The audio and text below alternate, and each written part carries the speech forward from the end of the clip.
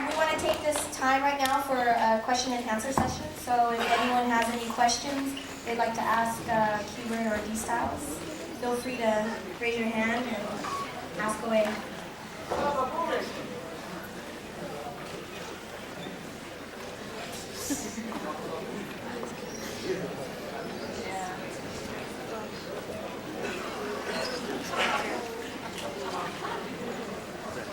How much is what you're doing freestyling, or do you write stuff beforehand, like what you just performed?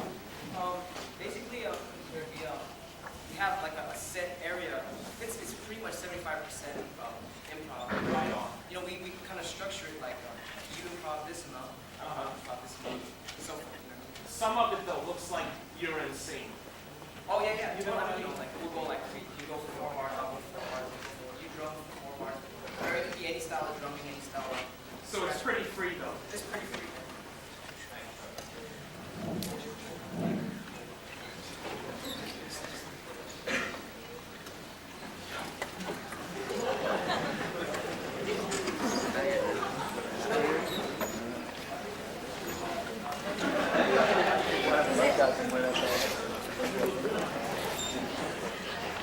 Are the Skratch Piklz going to be in the Bay Area performing anytime this year, this summer? My album, Skratch my Skratch album, D-Styles is working on his album, and it's getting ready for the great.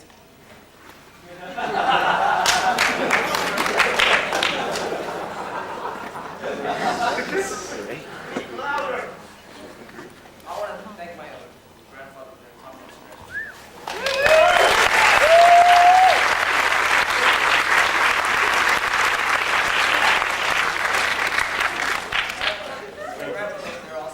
The question I got is, while you're performing, how do you know where the stuff is on the vinyl? like we have this line right here.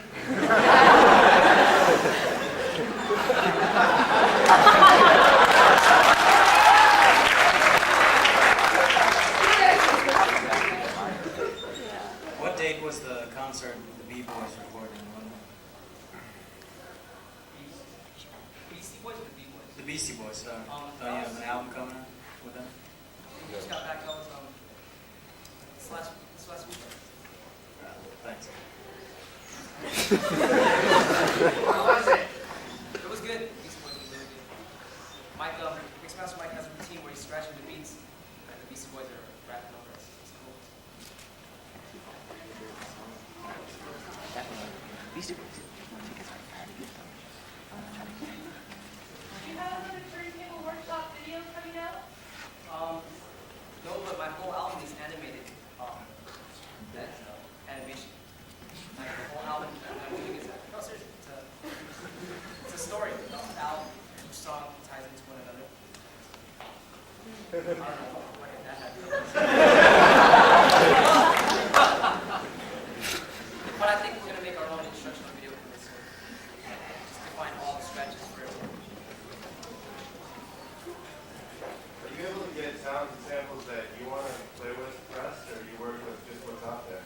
Pretty much, we sometimes we're thinking of making our own sound effects, but like stuff that's recognizable, we have to clear it. Like we have this funky dope kind of sound, saying funky dope scratching. We have to clear that with like electronics and stuff. So recognizable stuff, we can scratch it. Is that the question? I was wondering if there's a sound out there that you want to, that's not on vinyl, that you want to work with, are you able to get that press? Yeah. There's this place called Bill Smith's. There's a place in LA called Bill Smith's, and it's one-off records. You can record your own sounds, and they make one record for you. And, you can have like a personal record that you can scratch and no one else can scratch. I just want to ask more about your composition and how you interact as musicians. You talk about with the jazz thing, right? It seemed like you're trading solos. You know what I'm saying? It seemed like you're trading solos and stuff. You listen to a lot of a particular type, or any artist inspire you in particular, like Train, Bird, or anyone in particular you like? Yeah, there's a lot of artists out there that we get ideas from, and like say they're doing a certain style or something, and we're like, wow, we can take those ideas and incorporate that into what we do and stuff. And yeah, definitely, like we listen to a lot of Miles Davis, Coltrane, whoever, pretty much anyone who like were innovating a certain style, or like who are in the forefront of whatever their art was, and kind of study why were they so good and why were they the leaders of what they did, and kind of like take ideas and add them to ours and stuff.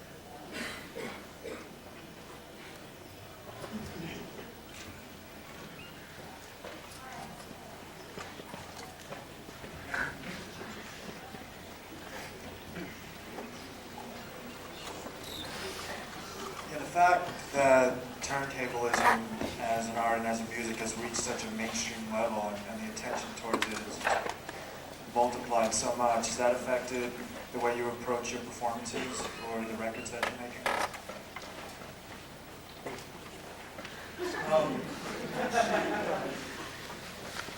Yeah, repeat that again?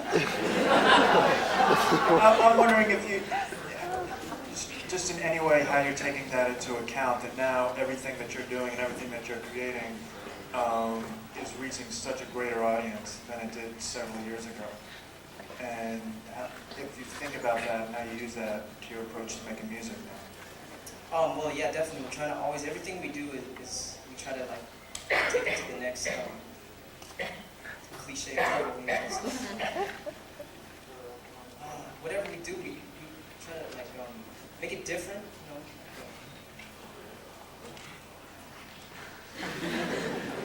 basically we just like, if there's an idea that we have, we definitely try to work with it. Did I say that again? But, yeah, totally. Just total innovation. Just keep moving forward. There's like an infinity of things you could do. It gets crazier and crazier. Are you going to do any collaborations with any rap artists? We did stuff with, I did some with Cool Keith, and did some with DJ Shadow. Right now, pretty much. Hieroglyphics. Was that? Did something with hieroglyphics? Apollo did something with hieroglyphics, yeah. I think you're doing some good work.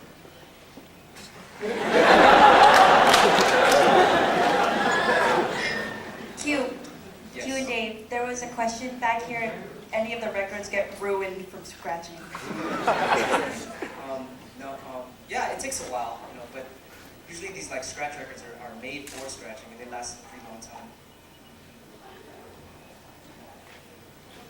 Q, what do you think about people who say there's a limit to what you can do with a record? There's a limit? In different, for us, there's no limit.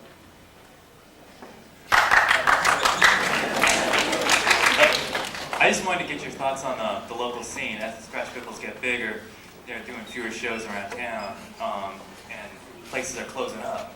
Me, as feeling kind of like still a new guy in the city, it's hard to find good shows. And Skratch Piklz are kind of a lot, but they're doing fewer shows, here around.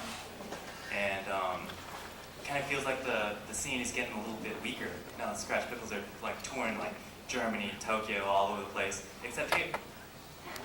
Well, we have these videos called Turntable TV, where it started out as a practice session. We record each other practicing, but now it's turning into a worldwide documentary. Like we go to each country and document each DJ on what their style is. You can watch that. There's also Club Deco, where Shogun spins at, and style, of course, they spin there, and a whole bunch of DJs get together. It's just like upstairs is dancing, and downstairs everyone just kind of like kicks back and just scratches freestyle. Anyone can bring their records over there.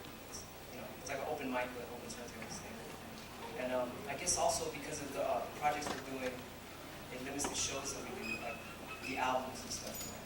Instead of I guess to get to a larger audience, we have to finish these albums, so it kind of like limits our performance time. But after the albums, I'm sure we'll perform good. Do you guys plan to get back on the radio and do more Shaker Fragger shows? Actually, yeah. Disc was talking to me about that. We're going to do a Shaker Fragger show. Matter of fact, in about a month. What station? Our own station, Skratch, I don't know.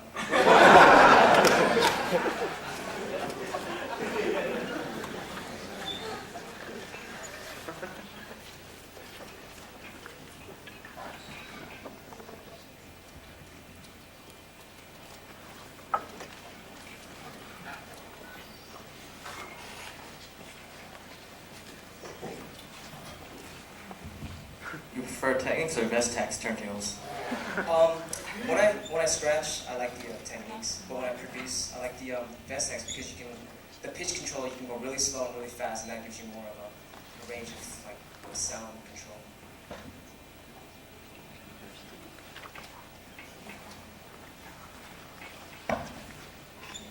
What suggestions do you have for people who are trying to, follow in your footsteps? Like, as you started, you learned things along the way. What did you pick up that was like most important to you? I always say we made that. I don't know if any of you've seen the Vestax Mechanics Workshop, but there's like little tips in there. Basically, if I was starting out, I would get as much recorded scratching as I could, and all the videos I could, all the competition tapes, records, tapes, everything. Just like get all the knowledge you can, and definitely look for professional help. Like go to someone who's been scratching and talk to them. Like, how do you do flare? How do you do whatever grab and stuff? And try to hook up with friends. Go to Deco if you can. Just keep informing yourself of knowledge. Seek and you will find. I think that has to be the last question now. So we have to clear out because the next show will begin again probably about 3:10. So Q and